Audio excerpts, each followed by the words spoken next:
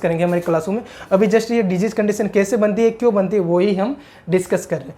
तो mixed acid base imbalance हमारा हो गया, कुछ इस प्रकार से देखने को मिलता है। नाउ हेलो दोस्तों, स्वागत है आप सभी का हमारे यूट्यूब चैनल में। इस लेक्चर में डिस्कस करेंगे एसिड बेस इम्बैलेंस के बारे में कि एसिड बेस इम्बैलेंस क्या होता है और जनरली इसको कितने टाइप से क्लासीफाई करके डिस्कस किया जाता है। तो बने रहिए हमारे यूट्यूब चैनल में। स्टार्ट करते हैं आज का लेक्चर। अगर नॉर्मली हम एसिड बेस बैलेंस की बात करें तो वो एक रेशियो में मेंटेन करता है और उस रेशियो की वजह से हमारी बॉडी का इंटरनल होम्योस्टेटिस मेंटेन होता है और होम्योस्टेटिस मेंटेन होने की वजह से जो हमारी पीएच होती है विद इन 7.35 टू 7.45 मेंटेन करके रहती है और उसी की वजह से हमारी बॉडी के जितने भी ऑर्गन्स होते हैं, हमारी बॉडी की सेल्स होती है, वो नॉर्मल वे में फंक्शन करती है।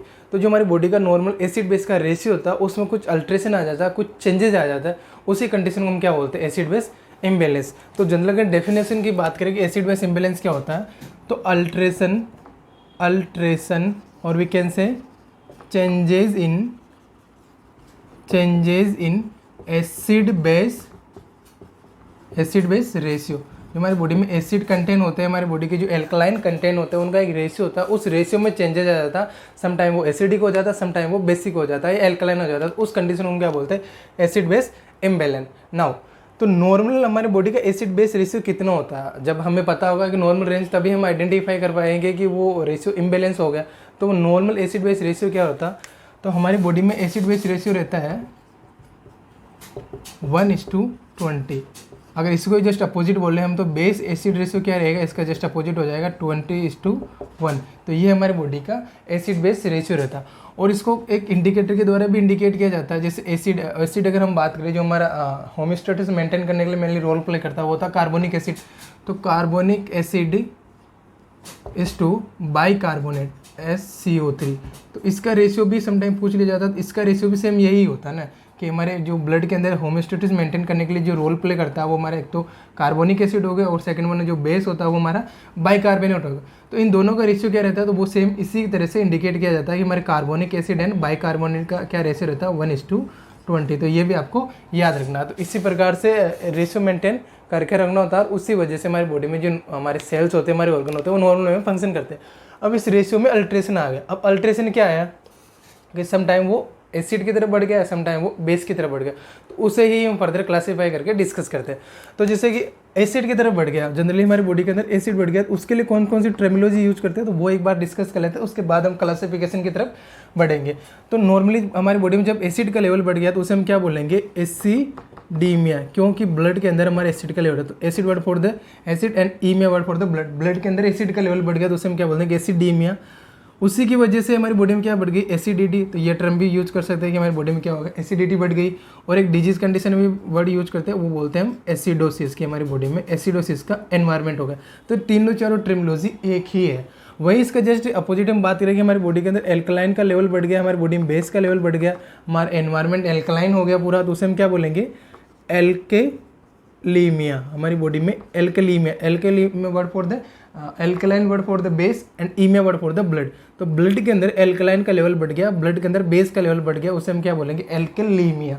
वहीं उसको क्या बोल देंगे कि हमारी बॉडी में एल्कलिनिटी बढ़ गई है, हमारी बॉडी में एल्कलिनिटी एनवायरमेंट बढ़ गया। और वहीं उसे क्या डिजीज कंडीशन बोल देंगे, एल्केलोसिस हो गया। एसिडोसिस के अपोजिट जस्ट एल्कलोसिस हो गया। तो ये तीनों चारों टर्मिनोलॉजी एक ही है। अगर एसिड का लेवल बढ़ेगा तो एसिडीमिया, एसिडिटी बढ़ेगी हमारी बॉडी में और एसिडोसिस होगा। ये तीनों चारों टर्मिनोलॉजी एक ही है। और वहीं अगर बेस से रिलेटेड है तो बेस बढ़ेगा हमारी बॉडी में, तो एल्कलीमिया होगा, एल्कलिनिटी बढ़ेगी हमारी बॉडी में और उसकी वजह से डिजीज कंडीशन क्या होगी, एल्कलोसिस होगा। तो ये तीनों चारों टर्मिनोलॉजी आपको एक साथ कंबाइन करके याद रखना। नाउ नेक्स्ट हम आगे बढ़ते हैं कि किस प्रकार हमारी बॉडी में होता है, कितने टाइप्स इसको क्लासीफाई करके डिस्कस किया जाता है। तो जनरली इसको मेनली तो 2 टाइप में डिस्कस किया जाता है अकॉर्डिंग टू देयर कोजेस की, किस कोज की वजह से हमारी बॉडी में एसिड बेस इम्बैलेंस हो रहा। और एक क्लासिफिकेशन होता है इसके टाइम ड्यूरेशन के आधार पे कि वो शॉर्ट टाइम के लिए हो रहा है या लॉन्ग टाइम के लिए हो रहा है। शॉर्ट टाइम के लिए हो रहा है तो हम एक्यूट बोल देंगे, कि लॉन्ग टाइम के लिए हो रहा है तो क्रोनिक बोल देंगे। तो वो क्लासिफिकेशन क्या क्या होता है वो हम डिस्कस कर लेते हैं। तो फर्स्ट वन हमारा जो क्लासिफिकेशन होता है इसका, वो होता है according to their causes. According to causes, जो इसके कोज होंगे कि किसकी वजह से हो रहा, तो वो फर्स्ट वन अगर हमारा रेस्पिरेटरी सिस्टम उसमें इन्वॉल्व हो रहा है तो वो रेस्पिरेटरी एसिड बेस इम्बैलेंस होगा। वहीं हमारी बॉडी का जो मेटाबॉलिज्म वाले जो सिस्टम्स है या जो मेटाबॉलिज्म की एक्टिविटीज़ होती है हमारी बॉडी की, वो इन्वॉल्व हो रही, तो उसे हम क्या बोलेंगे, मेटाबॉलिक एसिड बेस इम्बैलेंस। तो 2 टाइप के होते हैं। कौन कौन से होते हैं, फर्स्ट वन होगा हमारा रेस्पायरेटरी हमारे रेस्पायरेटरी सिस्टम से रिलेटेड एसिड बेस इम्बैलेंस, ठीक है, respiratory acid base imbalance. And second one होगा हमारा मेटाबॉलिक एसिड बेस इम्बैलेंस। तो पहले रेस्पायरेटरी डिस्कस कर लेते हैं, उसके बाद में मेटाबॉलिक डिस्कस करेंगे। तो रेस्पायरेटरी एसिड बेस इम्बैलेंस में क्या होने की वजह से रेस्पायरेटरी एसिड बेस इम्बैलेंस देखने को मिलता है, जो हमारे जनरली जो एसिड बेस बैलेंस मेंटेन करने के लिए जो हमारा रेस्पिरेटरी कंपोनेंट होता है उसे हम CO2 बोलते हैं, और वो ही हमारी बॉडी में बैलेंस मेंटेन करके रहता है एसिड बेस का। अगर CO2 के लेवल में कुछ अल्ट्रेशन आ गया, समटाइम इंक्रीज हो गया तो उसकी वजह से इम्बैलेंस देखने को मिलता है, समटाइम डिक्रीज हो गया CO2 का लेवल हमारे ब्लड में तो उसकी वजह से एसिड बेस इम्बैलेंस देखने को मिलता है। तो रेस्पिरेटरी एसिड बेस इम्बैलेंस में जो मेन कंपोनेंट रोल प्ले करता है वो होता है हमारा कार्बन डाइऑक्साइड। तो ये आपको स्पेशली याद रखना, CO2 हमारा बहुत ही ज़्यादा रोल प्ले करता है किसमें, respiratory acid base balance maintain करने में। अब इम्बैलेंस क्या होगा, जब इसका लेवल में कुछ अल्ट्रेशन आ गया। अब अल्ट्रेशन किस प्रकार का आएगा, तब क्या देखने को मिलेगा, तो वो फर्दर ऑन हम क्लासीफाई करके पढ़ते हैं। तो अगर CO2 के लेवल में जो हमारा कार्बन डाइऑक्साइड होता उसका लेवल अगर हमारे बॉडी में बढ़ गया, ब्लड में बढ़ गया, किसी डिजीज कंडीशन की वजह से CO2 प्रॉपर तरीके से वॉश आउट नहीं हो पा रही, दैट मीन्स कि बॉडी में रिटेन रहेगी, क्योंकि CO2 तो एक मेटाबॉलिज्म का वेस्ट प्रोडक्ट है। During the process of the metabolism, और हम बोल सकते हैं केटाबॉलिज्म के दौरान CO2 का प्रोडक्शन कंटिन्यूस होता रहेगा। अगर वो बॉडी से वॉश आउट नहीं होगा तो हमारे ब्लड में उसका लेवल बढ़ता रहेगा, और लेवल ब्लड में बढ़ेगा तो वो कौन सा एसिड बेस इम्बैलेंस करेगा वो हम डिस्कस करते हैं। तो रेस्पिरेटरी एसिड बेस इम्बैलेंस को 2 टाइप से फर्दर क्लासीफाई किया अकॉर्डिंग टू CO2, कि CO2 का लेवल बढ़ रहा है हमारे ब्लड में या घट रहा है। तो फर्स्ट वन होगा हमारा, अगर CO2 का लेवल बढ़ रहा है, अगर मैं यहाँ पे लिख देता हूँ कि जब हमारा CO2 का लेवल इंक्रीज होगा हमारे ब्लड में तो उसकी वजह से क्या होगा, उसकी वजह से हमारा देखने का मिलेगा रेस्पिरेटरी एसिडोसिस। अब एसिडोसिस क्यों बोला हमने, क्योंकि जो हमारी CO2 होती है वो थोड़ी बहुत एसिडिक नेचर की होती है, ठीक है। CO2 खुद एसिडिक नेचर की होती है, और CO2 हमारे H2O के साथ कंबाइंड होकर कार्बोनिक एसिड का फॉर्मेशन करती है, और कार्बोनिक एसिड फर्दर डिसोसिएट होकर H+ आयन का सिक्रेशन करता है। H+ आयन अपने बॉडी में जितने बढ़ेंगे उतना ही एसिडिक नेचर बढ़ेगा, उतनी ही pH हमारी घटेगी। तो एसिडिक एनवायरनमेंट बढ़ेगा तो उसे हम क्या बोल देंगे, एसिडोसिस। किस प्रकार से बढ़ेगा तो देख लेते हैं। जैसे CO2 हमारी बॉडी में रिटेन होगा, रिटेन होने की वजह से H2O के साथ ये रिएक्शन करेगा और क्या बनाएगा, हमारी बॉडी में कार्बोनिक एसिड का फॉर्मेशन करेगा। कार्बोनिक एसिड खुद एक एसिडिक एसिड है तो वो एसिडिक एनवायरनमेंट बढ़ाएगा, और ये फर्दर अगर डिसोसिएट होता है तो H+ ion and plus bicarbonate में डिसोसिएट होगा। तो जो H+ आयन है उसकी वजह से हमारी एसिडिक एनवायरनमेंट बढ़ेगा, और एसिडिक एनवायरनमेंट बढ़ेगा तो हमारा जो pH है वो डाउन की तरफ जाएगा, और वहाँ पे एसिडोसिस हमें देखने को मिलेगा। तो फर्स्ट कंडीशन तो कौन सी होगी हमारे रेस्पिरेटरी एसिड बेस इम्बैलेंस में, रेस्पिरेटरी एसिडोसिस। वहीं इसके जस्ट अपोजिट अगर हम बात करें, सेकंड कंडीशन की अगर हम बात करें इसके जस्ट अपोजिट की, यहाँ पे तो CO2 इंक्रीज हो गया, अगर वहीं CO2 हमारी बॉडी में या हम बात करें हमारे ब्लड में डिक्रीज हो गया, दैट मीन्स क्या कि बहुत फास्टली रेस्पिरेशन चल रहा है हमारी बॉडी में, बहुत ही रैपिड रेस्पिरेशन चल रहा है, हम बोल सकते हैं हाइपर वेंटिलेशन हो रहा है, ठीक है। हाइपर वेंटिलेशन की वजह से CO2 का जो वॉश आउट है वो बहुत ज़्यादा हो रहा है, जितना हमारी ब्लड के अंदर उसका लेवल मेंटेन होना चाहिए। अगर हम CO2 के ब्लड लेवल की बात करें तो कितना होता है, CO2 का ब्लड लेवल होता है 35 to 45 mm ऑफ Hg, आपको याद रखना, इसे हम क्या बोलते हैं, PaCO2, ठीक है। ये आर्टेरियल लेवल है, आपको याद रखना 35 to 45 mm ऑफ Hg। तो इतना हमारी बॉडी में मेंटेन करना होता है नॉर्मल फंक्शन करने के लिए। अगर ये कम हो रहा है, मतलब यहाँ से कम जा रहा है या 45 से ज़्यादा बढ़ रहा है तो वो कंडीशन को, तो 45 से ज़्यादा हो रहा है तब तो क्या देखने को मिलेगा यहाँ पर, एसिडोसिस। नाउ 35 से कम हो रहा है, CO2 का लेवल 35 से कम हो रहा है, जो नॉर्मल रिक्वायरमेंट होता है CO2 का हमारी बॉडी में फंक्शन करने के लिए नॉर्मली, वो नहीं हो रहा, उससे कम हो रहा, तो उस टाइम कौन सी कंडीशन देखने को मिलेगा, उस टाइम हमें रेस्पिरेटरी, क्योंकि रेस्पिरेशन से रिलेटेड है इसलिए इसे हम क्या बोलेंगे, रेस्पिरेटरी। और क्या हो रहा है, CO2 देखो, CO2 कम होगी, CO2 कम होगी तो हमारी बॉडी में एसिड का एनवायरनमेंट कम होगा, और एसिड का एनवायरनमेंट कम होगा तो उसका किसका रेशियो बढ़ेगा, हमारा बेस का रेशियो, क्योंकि एक रेशियो में मेंटेन कर रहा है, तो एक का रेशियो अगर कम होगा तो दूसरा का रेशियो बढ़ जाएगा। दैट मीन्स क्या कि CO2 का अगर रेशियो कम होगा तो जो बेस बढ़ाने वाले कंपोनेंट हो गए उनका रेशियो बढ़ जाएगा। तो CO2 जैसे जैसे कम होगा हमारी बॉडी में बेसिक एनवायरनमेंट, या हम बात करें जो एल्कलाइन एनवायरनमेंट में इंप्रूवमेंट हो जाएगा। तो एल्कलाइन इंप्रूवमेंट हो जाए तो हम क्या वर्ड देंगे, रेस्पिरेटरी एल्केलोसिस। क्लियर है कि रेस्पिरेटरी एल्केलोसिस हमने क्यों बोला क्योंकि CO2 का लेवल कम हो रहा है, CO2 का लेवल जितना कम होगा उतना एसिडिक एनवायरनमेंट कम होगा, और एसिडिक एनवायरनमेंट जितना कम होगा उतना ही एल्कलाइन एनवायरनमेंट बढ़ेगा। तो वहाँ पे कौन सी डिजीज कंडीशन हम बात करेंगे, कौन सा एसिड बेस इम्बेलेंस देखने को मिलेगा, रेस्पिरेटरी एल्कलोसिस। क्लियर है, इसमें ज़्यादा से ज़्यादा CO2 वॉश होता रहेगा, CO2 वॉश इसका अपोजिट रिएक्शन हो जाएगा क्या कि H+ आयन है वो SCO3 के साथ मिलकर क्या बनाता रहेगा, H2CO3, और H2CO3 फर्दर किसमें डिसोसिएट होता रहेगा, CO2 प्लस H2 वाटर में। तो CO2 जितना बनेगा उतना बोस आउट होता रहेगा, तो H+ आयन इसके साथ कंबाइंड होता रहेगा। दैट मीन्स क्या है कि H+ आयन का कंसंट्रेशन कम होता रहेगा, और हम इनडायरेक्टली बात करें H2CO2 का लेवल भी वहाँ पे कम होता रहेगा। दैट मीन एसिड का लेवल कम होता रहेगा, और वो किसका लेवल बढ़ता रहेगा, इनडायरेक्टली एल्कलाइन का लेवल बढ़ता रहेगा। तो वहाँ पे क्या देखने को मिलेगा, एल्कलोसिस रेस्पिरेटरी सिस्टम की वजह से हो रहा है, इसलिए हम क्या बोलेंगे, रेस्पिरेटरी एल्कलोसिस। तो फर्स्ट कंडीशन हमारी हो गया कि रेस्पिरेटरी एसिड बेस इम्बेलेंस। तो इसमें हमने दो देखा, respiratory acidosis and second one respiratory alkalosis. Clear है। सेकंड क्लासिफिकेशन होता है हमारा इसी का अकॉर्डिंग टू कोजेज। तो सेकंड कोज होता है इसका रेस्पिरेटरी हो गया, और मेटाबॉलिज्म। तो मेटाबॉलिज्म की वजह से होता है, तो उसे हम क्या बोलते थे, metabolic acid base imbalance. Metabolism process के दौरान ड्यूरिंग कैटाबॉलिज्म एनाबॉलिज्म के दौरान हमारी बॉडी में कुछ इम्बेलेंस देखने को मिलता है। स्पेशली हम बात करें तो हमारे एसिड बेस रेशियो में इम्बेलेंस देखने को मिलता है, उसे हम क्या बोलते हैं, मेटाबॉलिक एसिड बेस इम्बेलेंस।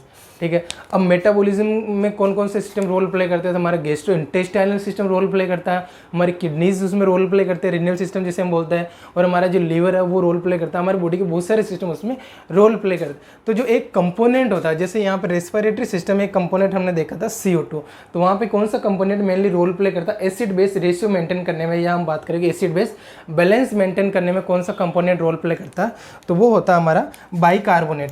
जैसे यहाँ पे CO2 था, वहाँ यहाँ पे क्या रहेगा हमारा बाइकार्बोनेट्स SU3-।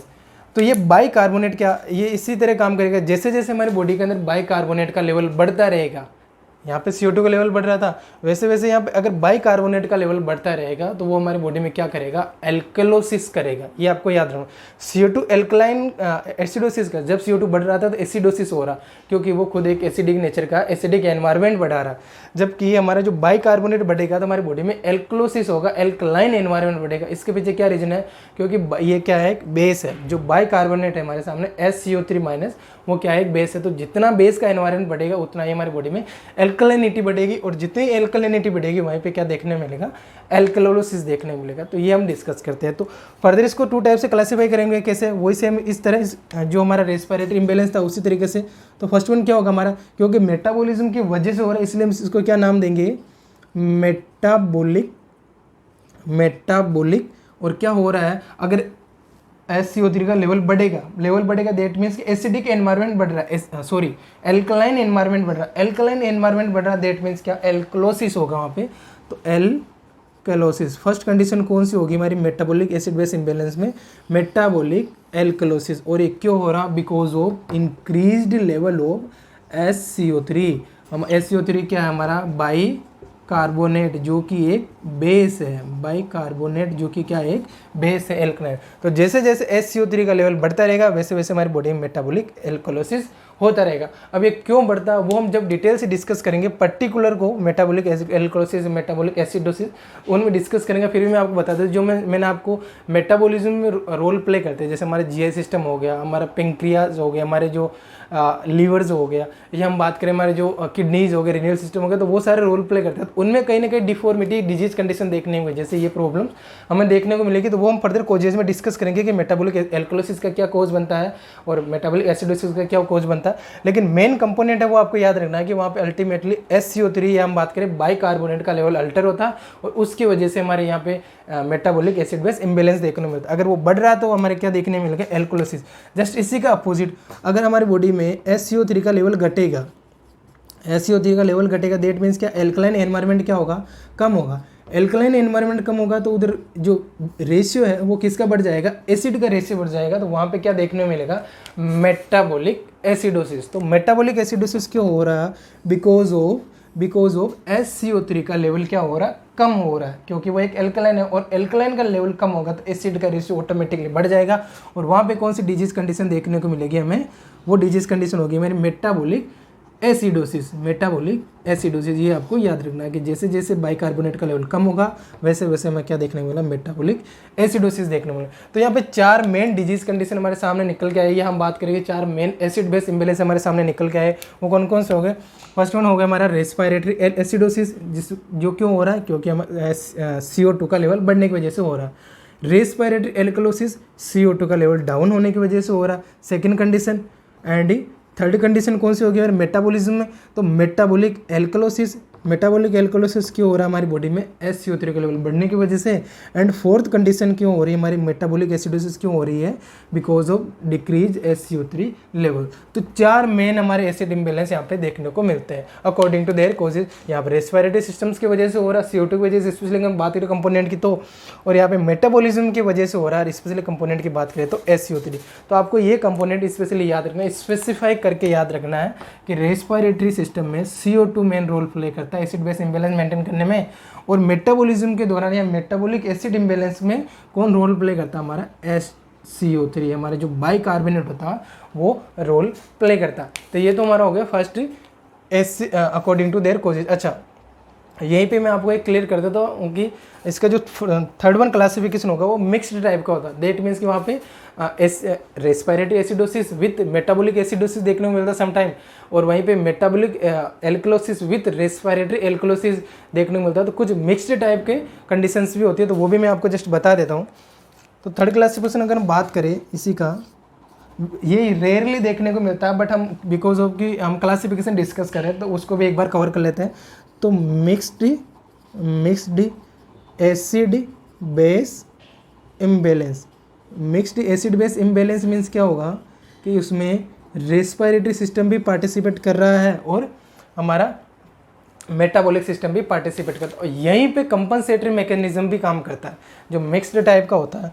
जैसे कि मैं पहले यहाँ पे एग्जांपल कुछ मेंशन कर देता हूँ। जैसे कि अगर पेशेंट को रेस्पिरेटरी एसिडोसिस हो रहा है, रेस्पिरेटरी एसिडोसिस है, उसी के साथ उसको क्या हो गया? Metabolic acidosis. ठीक है, बहुत सारी कंडीशंस होती है, वो क्या क्या कंडीशंस होती है वो हम डिस्कस करेंगे डिटेल से कि कौन सी कंडीशन में रेस्पिरेटरी एसिडोसिस के साथ साथ मेटाबॉलिक एसिडोसिस भी देखने को मिलता है, तो वो हम कंडीशन डिस्कस करेंगे।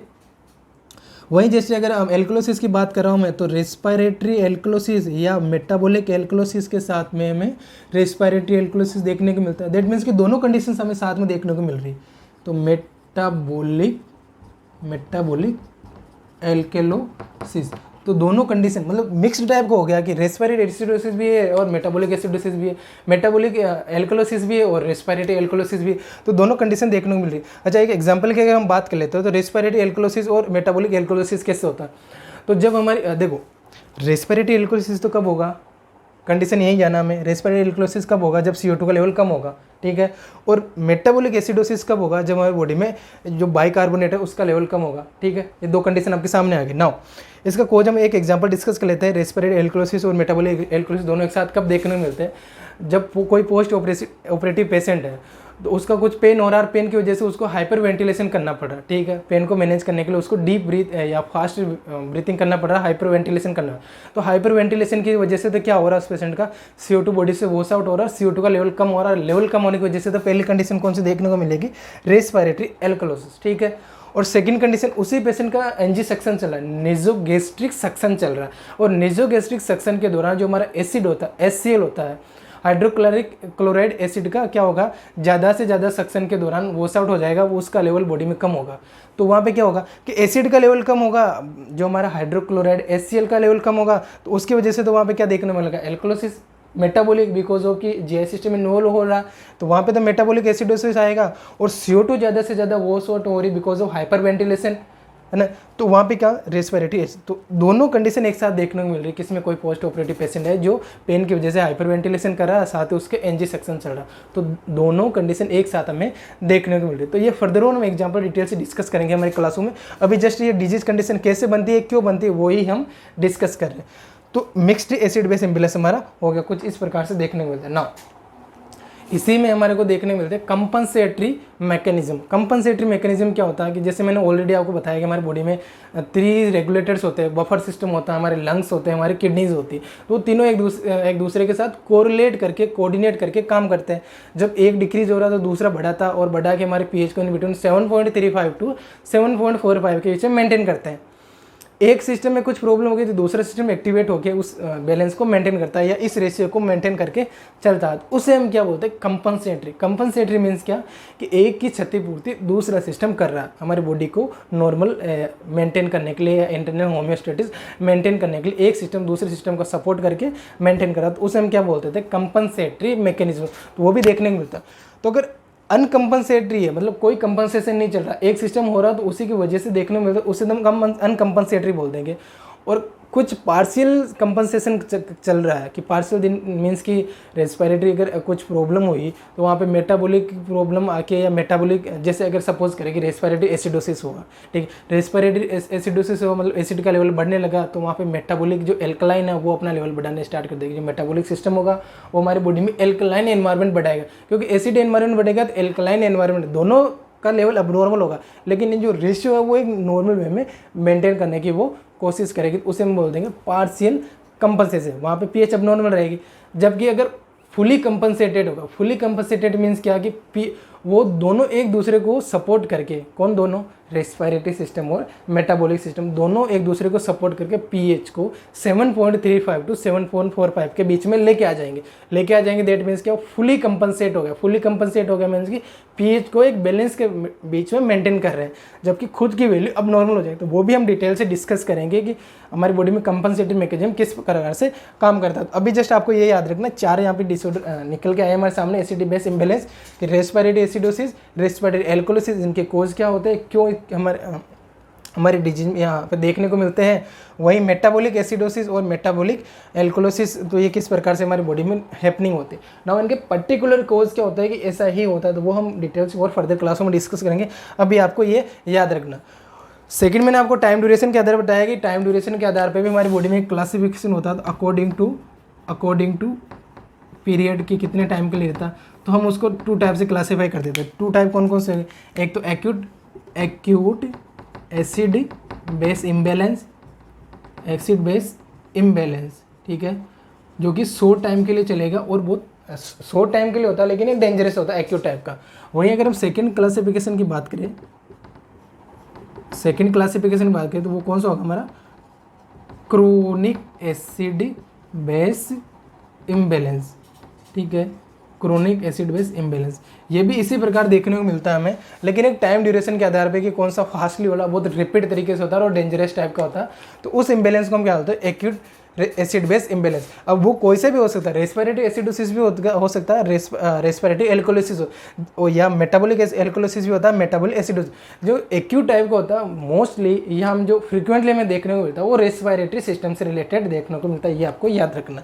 और सेकंड कंडीशन है अकॉर्डिंग टू टाइम ड्यूरेशन या according to periods, chronic acid base imbalance, जो कि लंबे टाइम तक चलता रहता है और एक सीवियर प्रोग्रेसिव नेचर का होता है, उसे हम क्या बोलते हैं, chronic acid base. Dangerous acute वाला होता है कि इसमें इमीडिएटली हमारी बॉडी के बहुत सारे साइन एंड सिम्टम्स देखने में होते हैं, तो इसका ट्रीटमेंट इमीडिएटली मस्ट होता है। तो acute acid base imbalance and chronic acid base imbalance 2 type के हो गए हमारे अकॉर्डिंग टू पीरियड। और अकॉर्डिंग टू कोजेज हमने 4 टाइप से इसका क्लासिफिकेशन देख लिया। तो यही है था आज का हमारा लेक्चर एसिड बेस इम्बैलेंस के बारे में। इसमें किसी प्रकार का डाउट है तो मैं बता सकते हैं, बाकी बने रहिए हमारे यूट्यूब चैनल में। नेक्स्ट क्लास में हम डिस्कस करेंगे कंपनसेटरी मैकेनिज्म के बारे में कि कंपनसेटरी मैकेनिज्म क्या होता है, हमारे बॉडी में किस प्रकार से अनकम्पनसेटरी एसिड बेस इम्बैलेंस होता है, किस प्रकार से पार्शियली कंपनसेटरी इम्बैलेंस होता है और किस प्रकार से फुली कंपनसेटरी मैकेनिज्म होता है। तो वो हम नेक्स्ट क्लास में डिस्कस करेंगे। बने रहिए हमारे यूट्यूब चैनल में। Thank you.